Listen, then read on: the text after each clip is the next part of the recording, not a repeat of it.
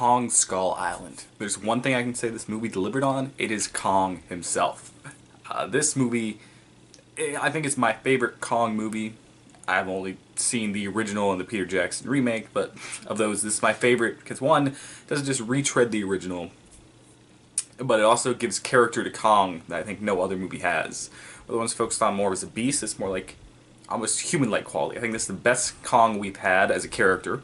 He's developed great, he has backstory, he looks visually amazing, and this movie delivers on him more than any other monster movie that's delivered on kaiju or monsters before, especially when you compare it to Godzilla, where you barely see Godzilla. I mean, when Kong's on the screen, he's on the screen, and basically once they get to the island, he's there the whole time.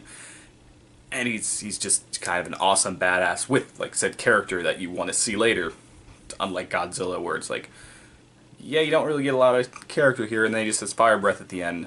Now I would definitely want to see him fight King Kong, but I think King Kong's a better character, and just a really good character in this movie, and a good character for characters. And also delivers better on characters than Pacific Rim, the other recent kaiju movie. Though, that's not saying much, and it's not...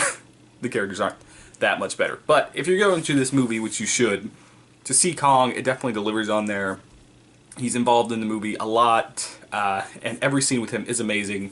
Besides those couple where he just kind of like walks up to a character, interacts with the character, and then walks off, and it's like, that was kind of a waste.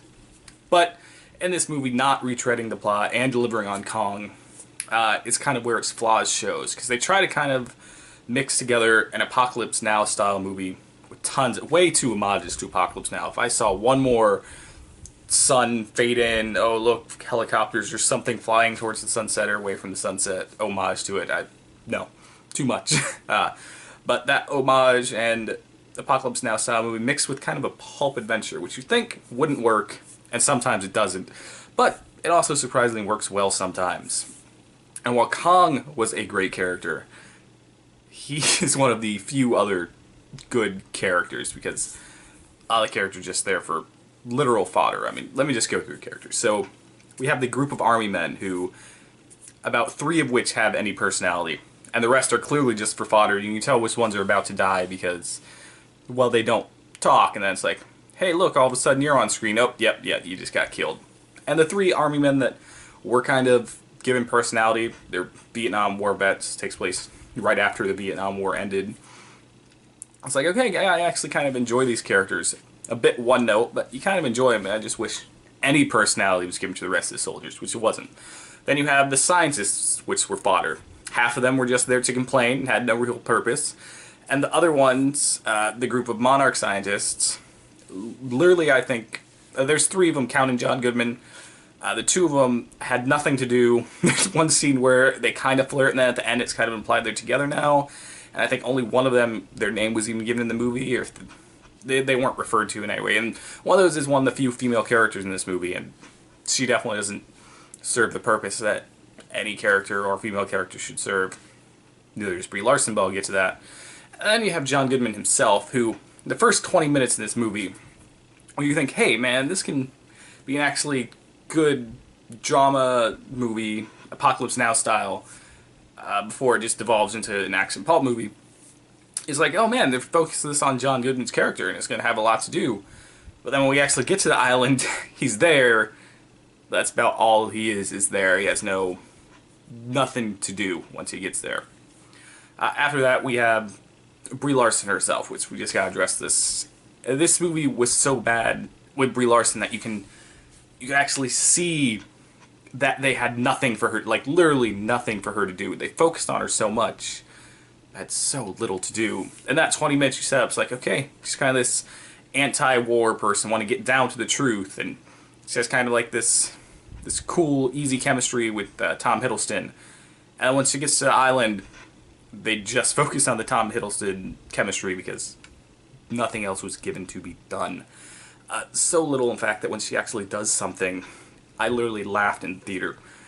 There's this one action scene that takes place where stuff's going on, and at the end, Brie Larson kind of slow-mo runs up, slow-mo throws a match to light this monster on fire. And it's like, oh, you guys just realized you haven't given Brie Larson anything to do, and that's the only reason that's in there.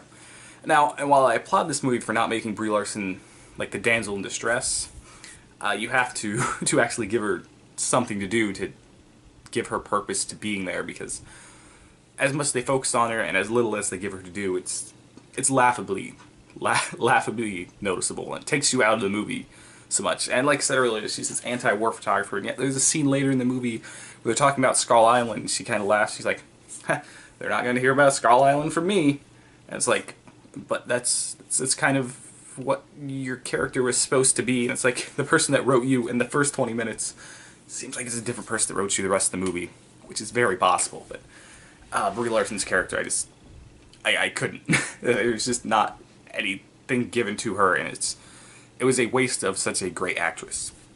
Then we get to Tom Hiddleston, who basically is playing an Indiana Jones type badass, and he does fine in this badass type role, but that's basically all. Is like, okay, he's a badass, he stays a badass, and he's a badass with a heart. It's all okay. That's cool. He has no growth, which is fine. He's the pulp element of this movie. It's kind of like the classic adventure type, and it works for his part of the movie. It's just the movie, when it was set up as more of a drama action film, I would have liked to see some character growth, but compared to the rest of the characters, I thought he was very well done, and he was believable in every aspect of the role. I liked him in the movie, and I would like to see him come back if they do another movie set in this time period in this universe. Then you have Samuel L. Jackson, and Samuel L. Jackson gives one of the best performances I've seen him give in a while. When he tries, I mean, he does good. Even Kingsman, even with that lisp, I thought he did well. But then you get tons of movies, because he's in everything now, where he's not really trying, and he was actually trying in this, and he emotes well. You can get the fear, the anger, the disgust all delivered in his face. He's basically like the Kurtz in this movie, the reference to Apocalypse Now, of this movie, who just wants to kill this ape for killing his men.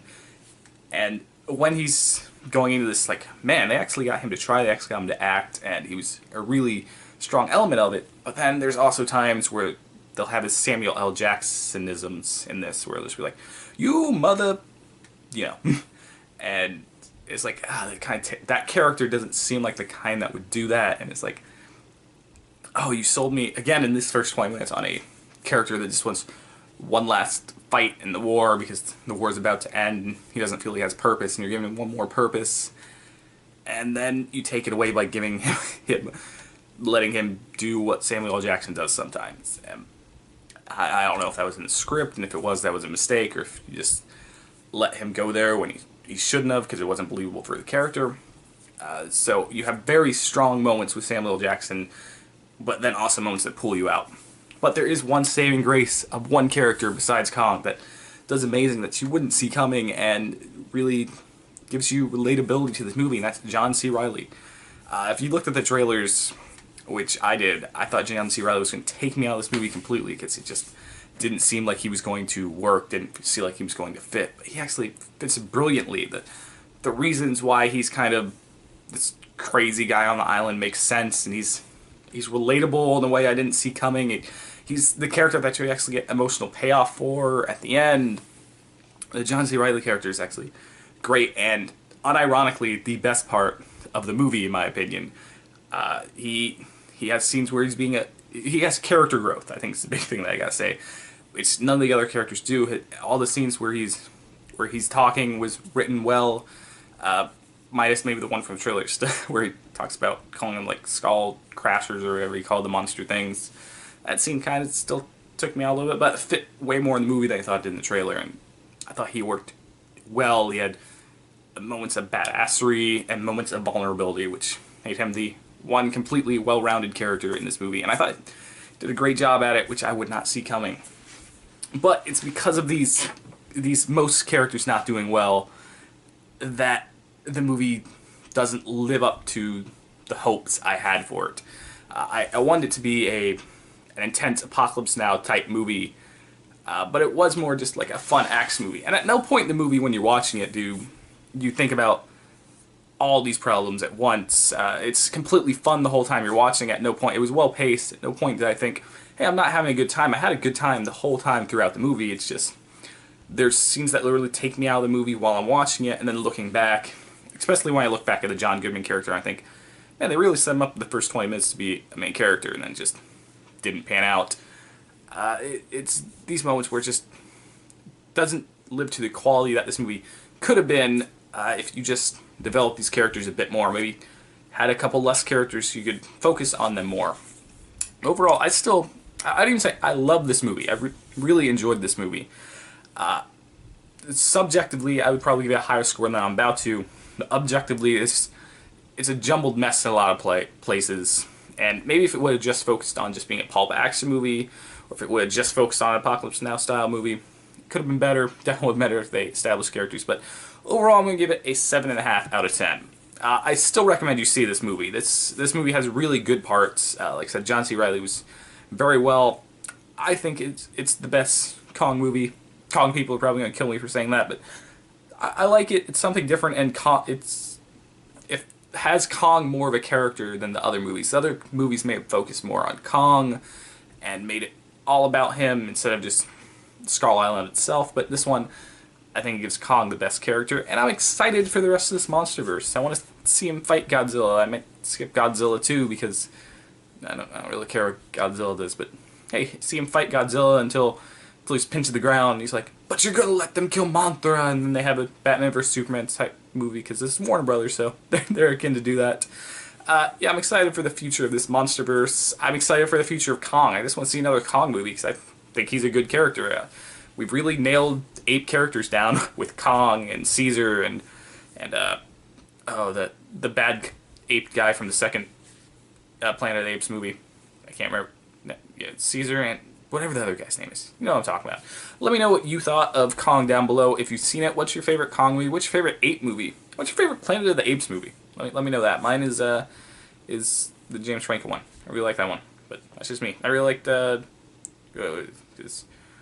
Dawn is the second one. I like Dawn too, and I'm excited for War. I'm excited for more Kong movies. I need to stop rambling. So please like, share, and subscribe. I will thank you when you do, if you do, and see you guys next time.